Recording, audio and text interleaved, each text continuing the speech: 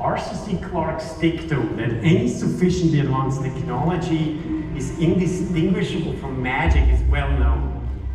But it is also true that any sufficiently advanced magic is indistinguishable from technology. And the metaverse is the perfect place to showcase new technologies and prototype them, even if they do not yet exist. These drones, for example. 100 years ago, that would have been the magic of levitation. Jump, an unknown technology used to create an illusion. To you, the technology is not a mystery. Advanced algorithms allow autonomous machines to fly in close formation, aware of each other, aware of me.